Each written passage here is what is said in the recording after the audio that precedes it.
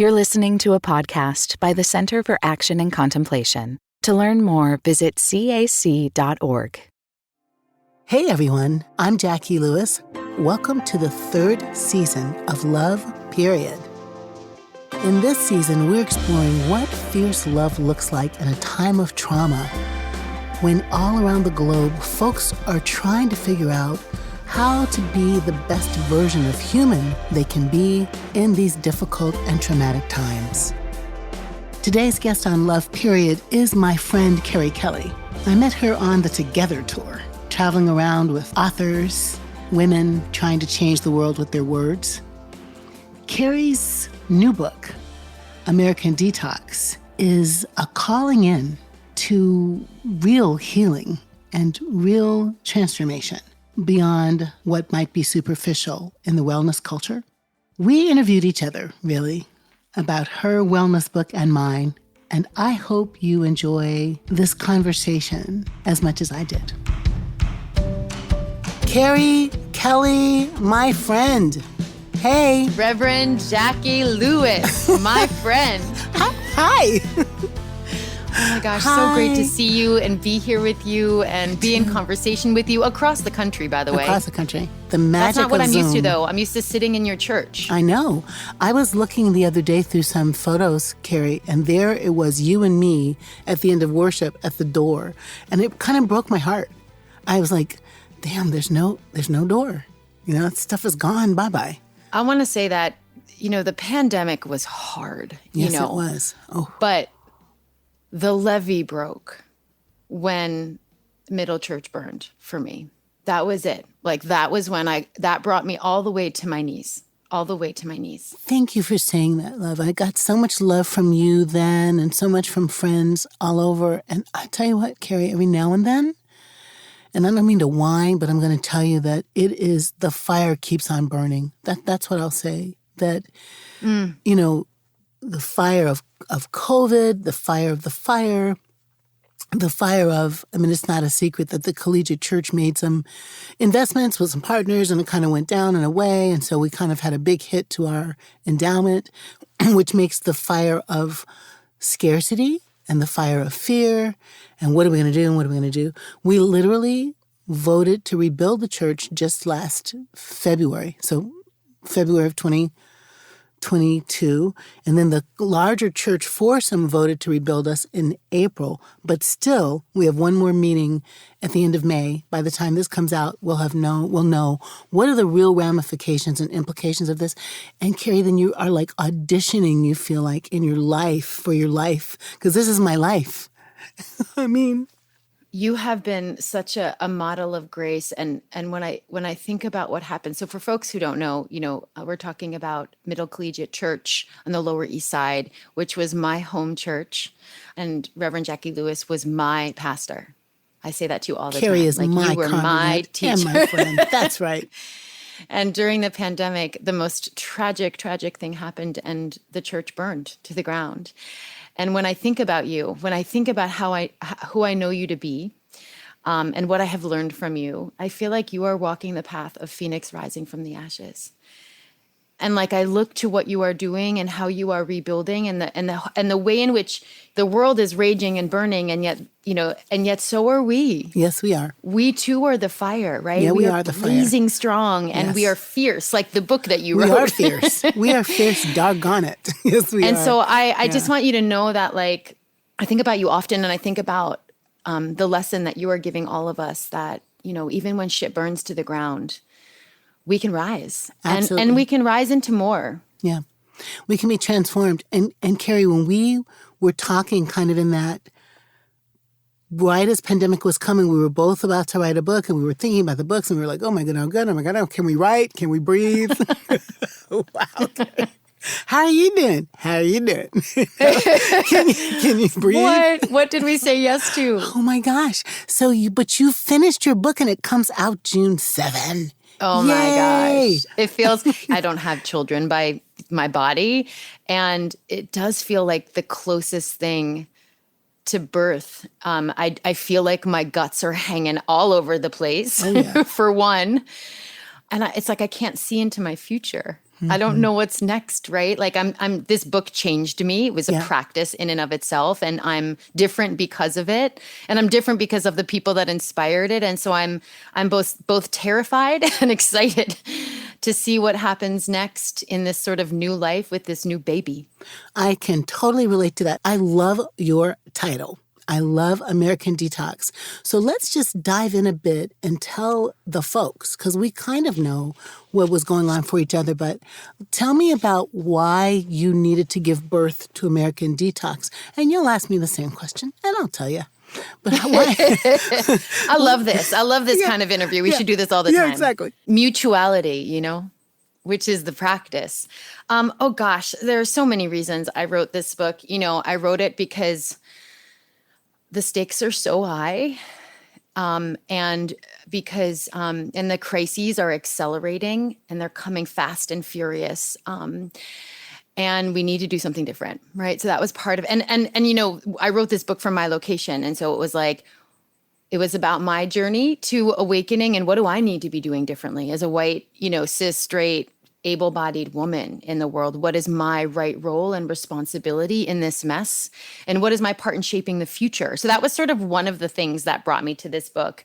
In holding that question, it was like a complete unraveling of, I want to say I wrote this book, but I didn't write it. I rolled around on my mat and I screamed and I cried. I her danced. Yoga mat. She means her yoga mat. Yep. Yeah, that's right. That's I practiced, I really did practice the idea of detox. I practiced the idea of deconstructing everything that I knew. I practiced the idea of dismantling the constructs and the veils and the cloaks that were in the way of myself and of my well-being. And this book is about, it's a critique of wellness, but it's really about what it means to be well in a toxic world. And that was the question that brought me to this book. Like, how do I be well? Like, what does it mean to be well? And not the kind of wellness that wellness sells us, that we can just drink green juice and do a hot yoga class and we're good to go. But the kind of detox that brings us to our knees, that challenges the ways in which we've internalized whiteness and colonization and individualism and perfectionism and all the really messed up things that have shaped us, that have shaped our bodies and our minds and our hearts. And the last thing I'll just say, maybe this isn't the question that brought me to this book, but this was the thing I got from the practice. This was what I took away from the journey, is that I wrote this book because I believe there's more. And this is what I feel points back to your book. I'm like, what is in the way of more love? What is in the way of real well-being, right? What is in the way of liberation, right? And then what is our part in confronting those things and transmuting them into something different, something beautiful. And so I just want to say fierce love, I think, is the thing I got from this book. I don't even know that I asked for that going into the process, but afterwards I was like, there's more. There's more than what we have inherited, right? There's more than the systems that we're a part of, the toxic culture that we are breathing. There's more possibility for love. There are more ways to love, right? There are more ways to create and build and be well together. And so that's sort of where I left off in this book. Well, so we're going to have to write part 2 to these books together, right? Fierce love and fierce radical love, well-being. That's right. Get well. Let me just say, I'm so proud that you got it finished, right? Because writing a book it really is having a baby. So let me come back and follow up. But I think what I have loved about being your colleague, your friend, your ally, I'm going to say in the healing of the world, is your CTZNWELL work. I read a bunch of stuff, but when I get your email, which we've talked about how you curate that and what you think about, and that's not just just bip and skip and do it, but thoughtful, mindful, well-inspiring, calling in, kind of informative, beautiful work. And just knowing your story, I think we are so the same. And different, right? But so much Mama Ruby will put us both to work, so that's what we have in common too. There's that. Did you do the thing? There's that. But seriously, Kerri, right? The world demands a new recipe, a new program, a new practice, a new religion. You know, you've heard me talk about getting a grown-up God, and I did not write the book Grown-up God. After all, I've thought those thoughts and prayed those prayers and got my own grown-up God. I did. But I actually wanted to go past God. Sorry, God. You know, past God. If God would be a barrier, Kerri, let's just say, if God would be a barrier to wellness to somebody because of the ways we've constructed God, right? We don't have enough information to know who God is, for sure. So we're always making up some stuff, which is a projection and like in our own imageness of God. 13 years ago, maybe, I started thinking about this. Remember talking to Marianne Williamson, a friend we have in common? She's like, yeah, I heard you say that. And there was something about the way she said, I heard you say that, made me think, like, what else am I trying to say? And this is what happened to me. I almost wondered if I needed to get a new vocation because I can't be that kind of Christian anymore. I wasn't really ever that kind of Christian. I don't want to be associated with that kind of Christian. If Christian means white nationalist hegemony, sexist patriarchy, anti-gay, anti-women, you know, anti-choice, you know, anti-science, I'm embarrassed. I was embarrassed about that constellation of ideologies that felt like Christian. So I would say I'm a universalist Christian, and I am. But I wanted to say, actually, I follow Rabbi Jesus to love. That's really what it is. That's really what it is. And so I ended up writing Fierce Love to save my soul and to try to describe something I think can heal us. Trayvon Martin, I'm the girl whose mother told her the story of Emmett Till. There's no way we can still be the people that'll just lynch a boy, you know, for being in the wrong place at the wrong time. And we are, over and over and over and over again.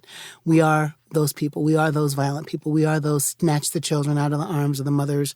I can't do it, sweetie. I just couldn't do it. So I was like, what is it? So I really believe that this book is my sermon. Yes. This is my sermon, and it's for everybody. Yes. Love yourself well. Love the people around you well, so you can love the world well. And I'm not talking codependent, nammy-pammy love. I'm talking sacrificial, truth-telling, ferocious engagement, you know, go to the mattress love that demands candor and demands justice for all and acknowledges that we're inextricably connected. So I wrote my sermon, and if I had, like, I thought if I should die before I wake, I've written it. That's what happened. And I started writing before COVID, and then the church burned down in December. And my editor was like, I think we have to take a break, right, and take another month or two. So the fire is in the book. I want to resonate with just what you were saying because, you know, and I know you know this about me. I was called to spiritual practice and wellness and yoga and meditation because I was recovering from Catholicism because I felt betrayed by the church in many ways. And then I felt betrayed by wellness, which is really what I write about. I want to here. talk about that some. Yeah, for all the reasons that you, because of the construct, not because of the origins or the source of the wisdom, but because of the way in which it's been interpreted, adapted, stolen, right? Like stolen from indigenous people, exploited. And what I want to say is that somehow through that process, I was led back to the church, to you. Because what you were speaking to me went beyond the house, which is why it's so ironic that the house burned. Yes. Ooh. But the spirit is still there. You know, the house being like the construct, the architecture, the house burned, but the spirit was there. And I wasn't called to the house as much as I was called to you. And I was called to this idea that you were putting out there, that God is love and that God is beyond and that God is more. And so I just want to say that back to you because that's what I get also from this book, right? Is that like I get God in your book on such a deep and transcendent level. Yeah. Oh, sweetie, it meant so much to me. You and I started this conversation with how vulnerable do you feel when you write your book and you feel like your panties are showing and your gut is hanging out and your Spanx fell down and all the things, everything is just out. So do you feel free? Do you feel afraid and free? I mean, how does it leave you feeling? I mean, I feel like, you never know what you're going to write until you write it. You just name that. And I ended up writing about like the messiness of my journey, the mistakes, the learning. I really felt important, especially as a white person in this work, to model what it is to walk the path. And not to make it neat and tidy and not to pretend like I know everything, but to actually just be like, I have no idea what I'm doing and I'm going to do it anyway. One of the quotes that you have that I love so much, and I remember this always, is movements are messy, but we have to move. Yes. I learned that from you. Movements are messy. And so that's that was the stance, right? Of you got to go, right? And so I just kept going. And I think I ended up excavating more than I asked for. I had a lot of work to do actually in writing this book. I did a ton of grieving about 9/11. This book begins on 9/11. I lost my stepdad. When you lose your stepdad, yeah. Yeah, who was a fireman, in ladder 15 and, A fire took your stepdad. Well, so that part too. And, I want to tell you something crazy, by the way, is that my stepdad's house responded to your fire. Oh my God. I knew that. I have videos of it. And so how wild is that? I completely forgot to say that. I was home for the 20th anniversary and I asked some of the guys in the house who I've known forever. And I said, my dear friend's church burned down on 9th and 2nd. And he was like, that fire? I was at that fire. And then he proceeds to send me a bunch of videos of him inside the fire. Oh my gosh. Was he okay? Because a few people got. He was totally okay. Great. But he said it was precarious. It was a crazy fire, Kerri. Oof. And he also said that, I forget the words that he used, but he said it was felt. Yeah. Like that it was felt, like the loss of that place was felt by the guys that were, they weren't just firemen respond all the time to lots of fires, but that felt different enough for him to record it. They were so special. Let's just say, of all the things found in the fire is what I'm thinking about for this next book, right? Kerri, those women and those men were so freaking awesomely, amazingly great, kind. It was a ripping love. It was a ripping of my soul, I would say. And I don't talk about it that much because it's just hard. But they were so sweet. Oh my God, they were so kind and so faithful. That's what I would say. They were ministering to us. And while the building was burning, my congregants were sitting shiva. We were all just standing around watching the smoldering bricks, watching the smoke. Oh, and then the women next door who weren't burned but were smoked were standing outside. And my congregants kind of went, well, there's nothing else for us to do. So we're going to take these women shopping. Oh, nice. And I mean, if that's not fierce love, I don't know what is. They're like, okay, y'all, we got to go. We're going to take these women and go, not to the Kmart around the corner, but we're going to Macy's and we're going to go give them some love. It was amazing. So your book starts at 9/11 with the loss of your stepfather. So yeah, the nugget, you were just like, what is the nugget? And I was thinking, by the end of this book, because you have to work all the way through the labor to get to the thing. At the end of the book, what I realized, and I realized this actually on the 20th anniversary of 9/11, I was doing a talk with someone, and I don't know how these words came out of my mouth, but I said, they were asking me about my stepdad. And I said, he was an ordinary guy. He, the way we often talk about 9/11 firemen and first responders is that they're heroes and they did, insane and amazing, brilliant, courageous, unimaginable things. They're just ordinary guys. Yes. Ordinary guys and girls and everything in between. Ordinary people doing extraordinary things. And that was I had a hard time remembering him as a hero. Not because he didn't do an amazing thing, but because I just knew him. I knew him to the core. And it just made me realize that that's what we're all being called to do. We're all ordinary people being called to do extraordinary things. And that's what you all did, right? And that's what the guys did when they responded to the church, burning. And, I think that's the call right now is how are we all first responders on the front line of this epic fire that we're facing?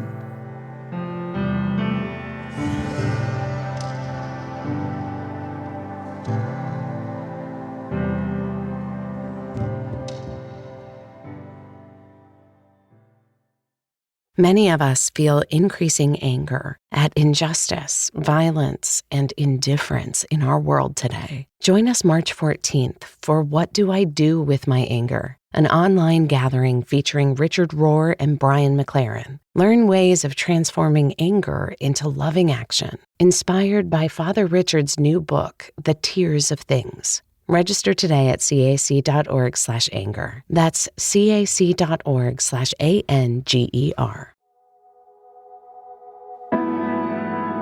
I love the way you said that, Kerri. How are we all first responders? And I love this idea of this calling to the front lines, Kerri, by being ordinary people who will hack through, chop through, dismantle, detox the crap in ourselves.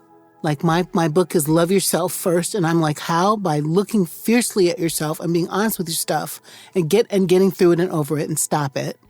And then turning that same kind of compassion and love and grace to the other folks so we can do the world. So look, my great Uncle George was not a fireman, but he worked with Fannie Lou Hamer to register people to vote in Mississippi. And then this crazy behind time when the court already gutted the Voting Rights Act. We all went, oh my goodness, look what they did. And now they're gutting women's right to choose, folks' right to choose with their bodies. And the Senate won't even pass a law that says women can choose. Who are we? What is happening? I'm so mad about that. What the hell? And are people, Kerri, are white, nice women going to read your book and go like, damn, I better get in the game? What? They better. I mean, you know me. This book is a hammer. I know it is. It's not like it's not an invitation. It's a hammer. What do you want people to do? Because you are Miss Healthy, California skin, drinking the right water, doing the yoga poses, sitting on the mat. You are writing CTZNWELL. You are healthy from the inside out kind of human. You just are. But yet you're critiquing something fundamental about that movement. Say about that. I feel like you're doing that too in many ways. What you were saying about, challenging religion, one of the things I write in this book is that this is not a rejection of wellness, it's a reclaiming of it. Because while I rage against wellness all the time, I was called to wellness because I was called to heal. And on 9/11, I had realized I'd been living a lie, and I started to question everything. And I was called, right, to this promise, if you will, of like truth and unity and wholeness. And so I fell for it, like face first. And I went all the way in. I became a yoga teacher. I wore mala bleach. I mean, I was that girl, who did all the things the way that you described me. Like, that is true, right? Yes. That happened. And then, the other thing that happens, I think, inevitably, if you actually do the thing, if you actually pray, if you actually listen, if you actually detox yourself from the delusions, yes. right? Is that you can't not see what's really happening. And so that happened to me. And I started to see that like what wellness was promising was not really real. And that there was no way that I could be well on my yoga mat or in my gated community of wellness when so many people were suffering on the backs even of so many people. And so that's when I started to really like push up against the system of wellness, the dominant culture of wellness, which isn't special. It's just an indoctrination of everything else we talk about, right? Yes, as is the church. Yeah. Same thing, different language, maybe. Same thing, different language. Same, different house, different house, yeah. But it's not a rejection in that, like, the idea of wellness as wholeness, as returning to our whole selves, not the selves that we were told we should be by dominant culture and by societies and by constructs of race and gender and all that messed up stuff. Like that kind of wholeness, and also not the wholeness that's the individual, the wholeness that includes all of us, the wholeness that includes Mother Earth, right? And all living things. And so wellness is that, to me, is a longing to return to that. And to remember the truth of that. And so the contradiction that you're naming of like me being this healthy wellness person and also me raging against the machine is the line that I walk, right? And it's also sort of, I feel like what I tried to capture in this book where I like just like wellness is this, and like this vicious and ferocious, the word I love that you use. Isn't that a good word? Ferocious critique. It's the greatest word. It's the best word. But listen, Kerri, I wasn't thinking about the contradiction. I was thinking more about an evolution. Like, I think Kerri, who reminds me of an ivory girl of just, wholesome looking Irish, clean living girl, also is a hammer to say, cut this crap out. So I don't think of that as a contradiction. I feel like you've evolved, though, right? There's something I think so. that's been transformed. Yeah. And I want to say I don't mind the word contradiction, because in many ways that helps me grapple with the truth that we are all immersed in these messed up systems, whether we like it or not, and we're raging against them. And I feel like you embody that too, right? Like you're inside this construct as you actually break it down and try to burn it to the ground. And so, that's true. And to me, that's spiritual practice, right? Is like, how do we hold the absolute truths that we are one and we are all human and we are all love, right? And we are all deserving and worthy. And the reality, the very brutal reality that we are not having the same experience of being alive on the planet because of how things have been designed and constructed. And it just feels important, especially as a person with so much privilege and proximity to power, for me to hold that complexity. I love that, Kerri. I love that about you. I love that you're saying it out loud. I think it is the place that we need to go. I mean, my friend Amanda Havergashcraft reminds me so much of, Amanda from Middle. The idea that more white people, and John, my beautiful white Methodist man, more white people more often saying what I think indigenous folks and African-American folks and Asian folks and, I'm going to even go, let me take it back a step. Before white people put on whiteness, Irish people in Ireland, right? The Gaelic surviving, joyful, spirit, the resilience, the make it, we can do it. Whatever it is about the Swiss, whatever it is about the Germans, whatever it is about the Brits, God bless, there's something that happened before whiteness, before passing for white, that was ethnic and earthy and, like had culture and stories and recipes, you feel me? Language and dance. And it's all in there. And it is how we made it through the famine, how we made it across the ocean, how we made it when we couldn't make a way out of any way. So that the indigenousness of that, the rawness of that, right? The medicine. Then whatever, like let's take the first 20 people that screwed it up and coming to get something that they don't have, but they come and take to have it. And suddenly white is a religion, Kerri. Whiteness is a religion. And this is the religion that masquerades as Christianity.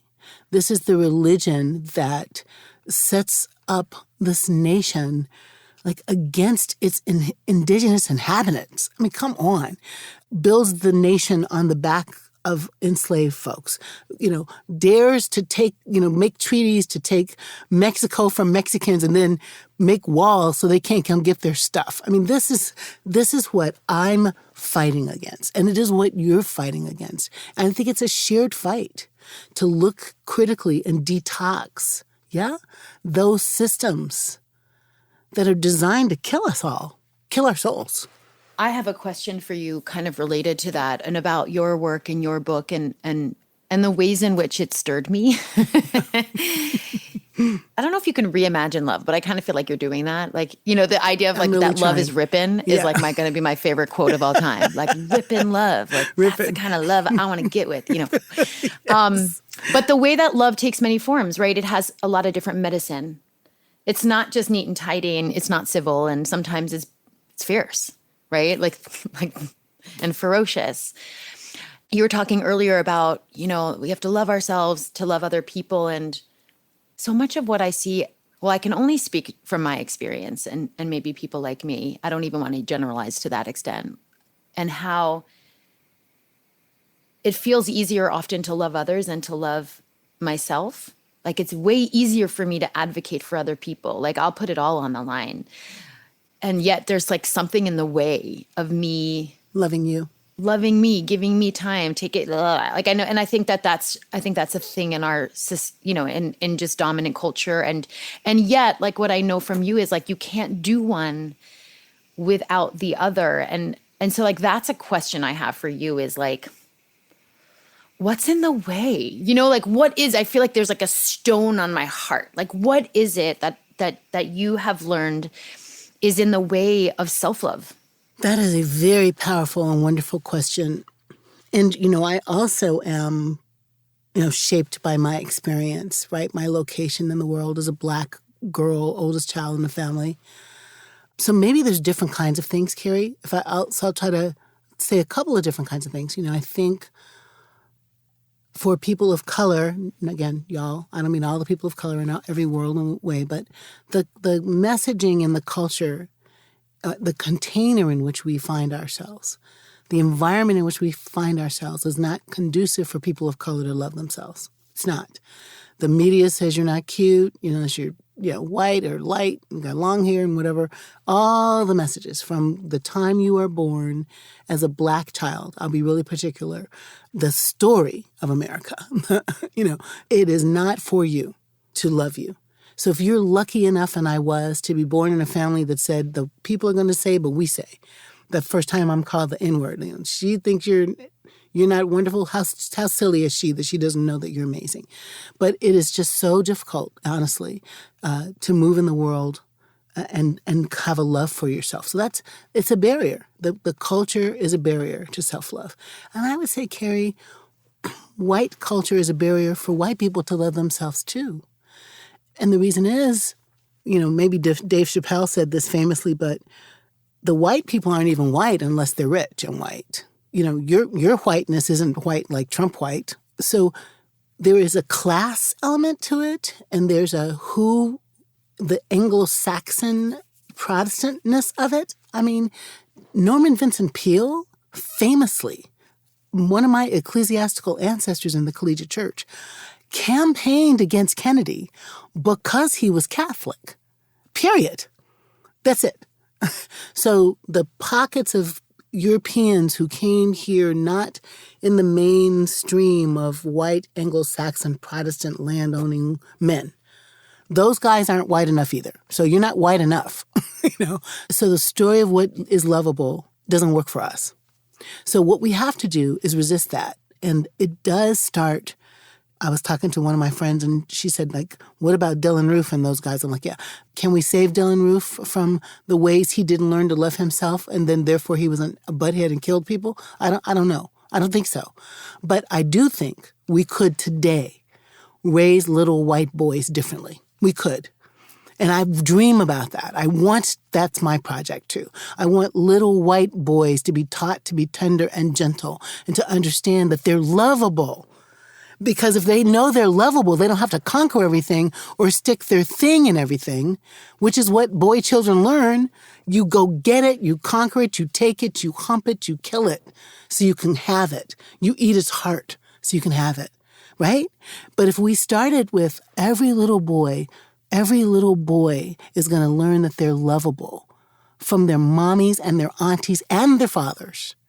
And no matter what ethnicity they are, and I'm just doing one trope of people, little boys thinking that they got to be a certain kind of way, we could change the world. And we could change the world with little girls. Every little girl, you are the prettiest when you're sassy. You are the cutest when you're strong and honest. You are the bravest when you cry. Like we can rework that. You are forgiven when you make a mistake. You know what I'm saying? My grandchildren are sometimes, they're going to hear this, like my grandchildren are sometimes like the feral wild children in the world because their mom and dad are saying, show us who you are. Not sit down and be quiet. Like, Or not be like these people. Jump off the couch onto the ground. Mother says, watch your body, honey. I'm like, who are you? Watch your body. Not don't. Watch your body. Kerri, that's revolutionary. Radical.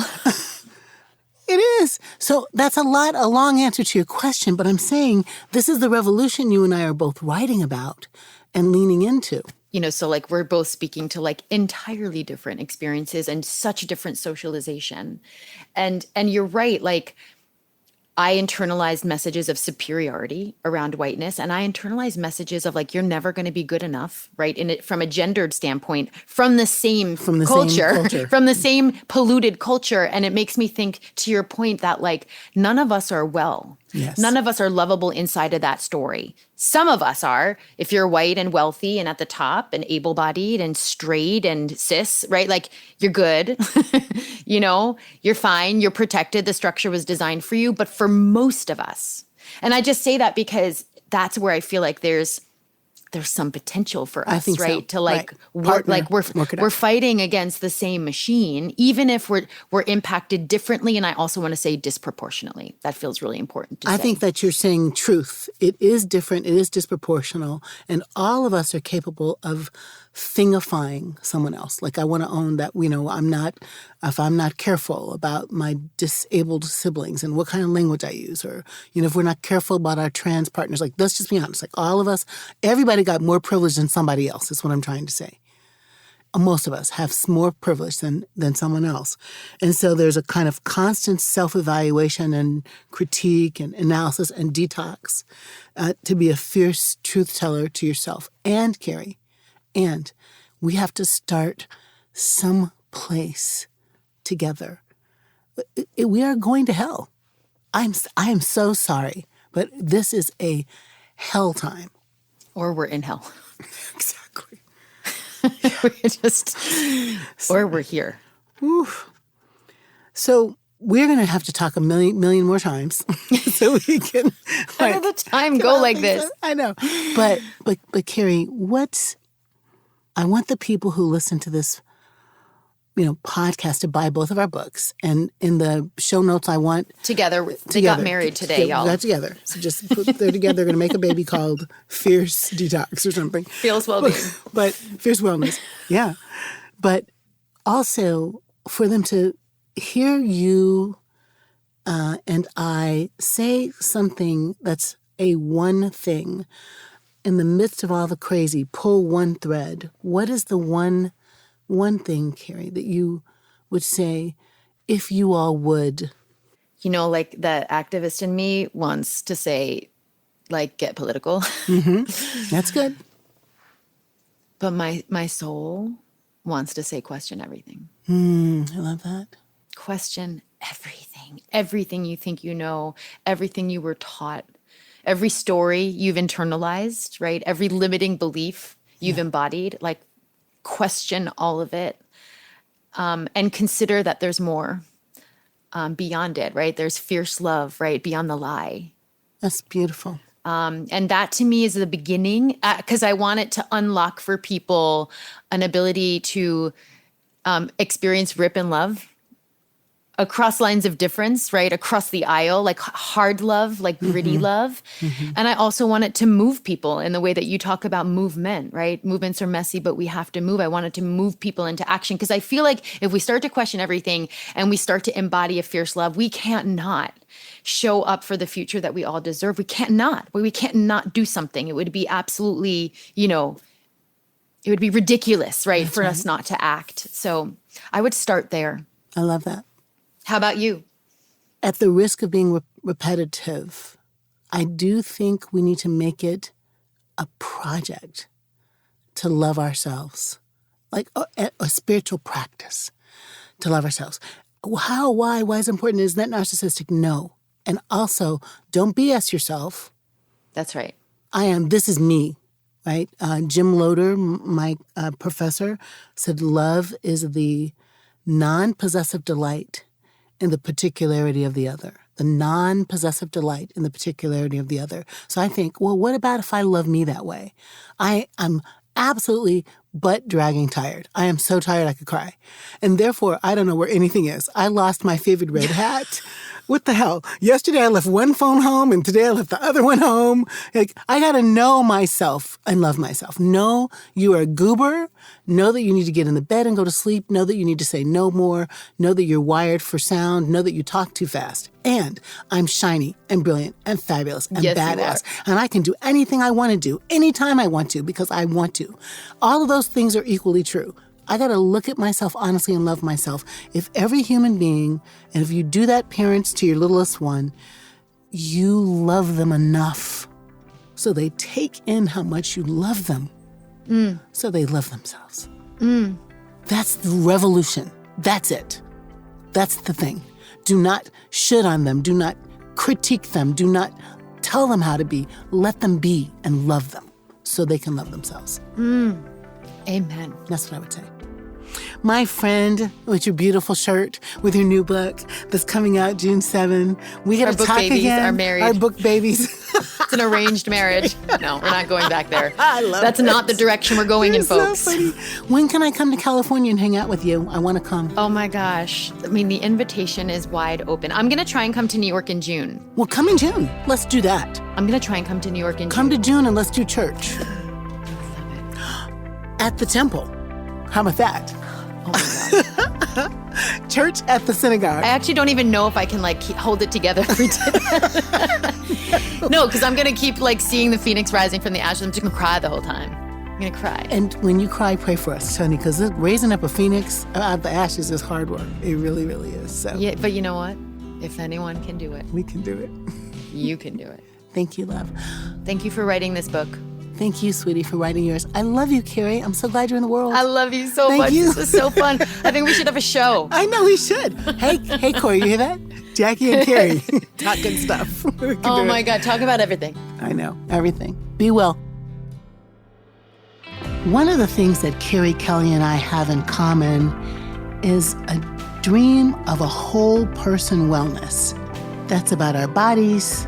That's about the body politic. That's about breathing and healing, but it's also about helping Mother Earth breathe. Where are you in your journey toward the intersections of the personal and the political? And I hope this conversation helps you weave those strands of your life together.